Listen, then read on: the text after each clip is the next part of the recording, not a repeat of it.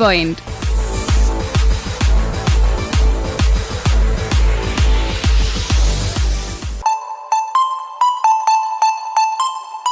മികച്ച കളിക്കാരെ ഓർക്കണം, നമ്മൾ മറക്കരുത്.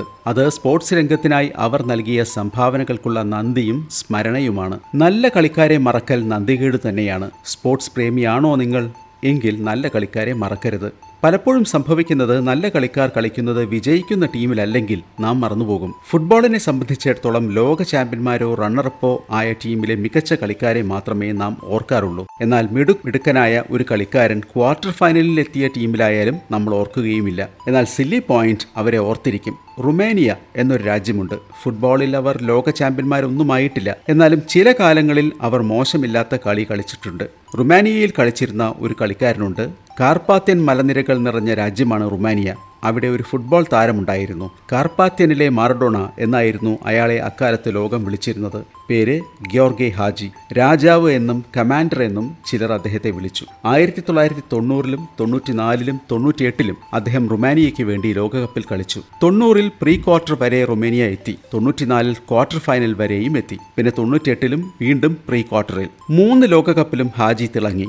1965 ഫെബ്രുവരി 5-നായിരുന്നു ഹാജി ജനിച്ചത്. അച്ഛൻ യാൻചു ഹാജി, അമ്മ ചിരാത ഹാജി. ഗ്രീസിൽ നിന്ന് പണ്ട് റുമാനിയയിലേക്ക് കുടിയേറി പാർത്തവരായിരുന്നു ഹാജിയുടെ മുത്തച്ഛന്മാർ. ചെറുപ്പത്തിൽ തന്നെ ഫുട്ബോളിലെത്തിയ ഗ്യോർഗെ ഹാജി FC കോൺസ്റ്റന്റൈൻ എന്ന ക്ലബിന്റെ യൂത്ത് വിഭാഗത്തിനു വേണ്ടി കളിച്ചു. പിന്നീട് സ്പോർട്സ് സ്റ്റുഡൻസ്, FC സ്റ്റോവ ബുക്കാറസ്റ്റി എന്നീ ടീമുകൾക്ക് വേണ്ടിയും കളിച്ചു.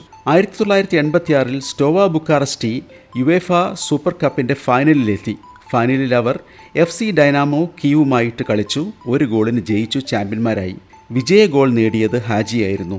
സ്റ്റോവയിൽ കളിക്കുന്ന കാലത്ത് ഹാജി ആകെ 97 കളികൾ കളിച്ചു. 76 ഗോളുകൾ നേടുകയും ചെയ്തു. 1990-ലെ ലോകകപ്പിൽ ഹാജി നല്ല ഫോമിലായിരുന്നു. ആ കളി കണ്ട യൂറോപ്യൻ ക്ലബ്ബുകൾക്ക് മനസ്സിലായി ഹാജിയിൽ തങ്ങൾക്ക് ചേരുന്ന ഒരു അറ്റാക്കിംഗ് മിഡ്ഫീൽഡർ ഉണ്ടെന്ന്. സ്പെയിനിലെ റയൽ മാഡ്രിഡ് $3.5 ദശലക്ഷം നൽകി ഹാജിയെ സ്റ്റോവ ബുക്കാറസ്റ്റിൽ നിന്ന് വിലയ്ക്ക് വാങ്ങി. 1990-92 കാലത്ത് അദ്ദേഹം റയലിന് വേണ്ടി കളിച്ചു. 92-94 കാലത്ത് ഇറ്റാലിയൻ ക്ലബ്ബായ ബ്രസ്കിയയ്ക്ക് വേണ്ടിയും കളിച്ച ഹാജി 94-96-ൽ ബാഴ്സലോണയ്ക്ക് വേണ്ടിയാണ് കളിച്ചത്. അപ്പോൾ ലോകത്തിലെ ഏറ്റവും മികച്ച 3 ക്ലബ്ബുകൾക്ക് വേണ്ടി കളിച്ച കളിക്കാരനാണ് ഹാജി. 1994-ലെ ലോകകപ്പിൽ ഹാജി വെട്ടിത്തിളങ്ങി. ഗ്യോർഗെ ഹാജിയായിരുന്നു റൊമാനിയയെ നയിച്ചത്. തുടക്കത്തിലെ ഗ്രൂപ്പ് ഘട്ടത്തിൽ റൊമാനിയ സ്വിറ്റ്സർലൻഡും യുണൈറ്റഡ് സ്റ്റേറ്റ്സും കൊളംബിയ എന്നീ രാജ്യങ്ങളടങ്ങുന്ന ഗ്രൂപ്പിലായിരുന്നു. USA-യെയും കൊളംബിയയെയും തോൽപ്പിച്ചുകൊണ്ട് എ ഗ്രൂപ്പിൽ 1-ാം സ്ഥാനം നേടിയ റുമാനിയ പിന്നീട് കളിച്ചത് അടുത്ത ഗംഭീരന്മാരായ ടീമുകളോടായിരുന്നു. കൊളംബിയയ്ക്കെതിരെ 1 ഗോൾ ഗ്യോർഗെ ഹാജിയാണ് നേടിയത്. പ്രീ ക്വാർട്ടറിൽ റൊമേനിയ നേരിട്ടത് മുൻ ലോക ചാമ്പ്യന്മാരായ അർജന്റീനയോടായിരുന്നു. ഹാജി തിളങ്ങിയ ഈ കളിയിൽ റൊമാനിയ 3-2-ന് മുൻ ലോക ചാമ്പ്യന്മാരായ അർജന്റീനയെ തകർത്തു. ആ മത്സരത്തിലും 1 ഗോൾ ഹാജിയുടേതായിരുന്നു. ക്വാർട്ടറിൽ സ്വീഡനായിരുന്നു റൊമാനിയയുടെ എതിരാളികൾ. മുഴുവൻ സമയവും എക്സ്ട്രാ ടൈമും കഴിഞ്ഞപ്പോൾ 2-2 എന്ന സ്കോർ. തുടർന്ന് പെനാൽറ്റി ഷൂട്ടൌട്ട്. അതിലും ഹാജി ഗോൾ അടിച്ചു. ഒടുവിൽ ഷൂട്ടൌട്ടും കഴിഞ്ഞ് സഡൻ ഡെത്തിലാണ് റൊമാനിയ തോറ്റത്. മികച്ച പ്ലേ മേക്കറും ആക്രമണശാലിയായ മിഡ്ഫീൽഡറുമായിരുന്നു ഹാജി. പ്രതിരോധത്തിലും ആക്രമണത്തിലും ഒരുപോലെ നന്നായി കളിച്ച ഹാജി വിങ്ങിലും മധ്യത്തിലും ഒരുപോലെ കളിക്കുമായിരുന്നു.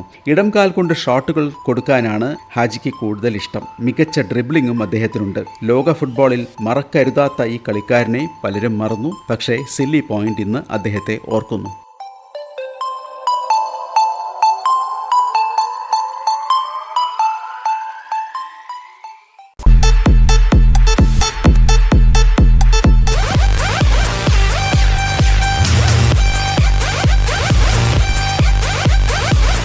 Point.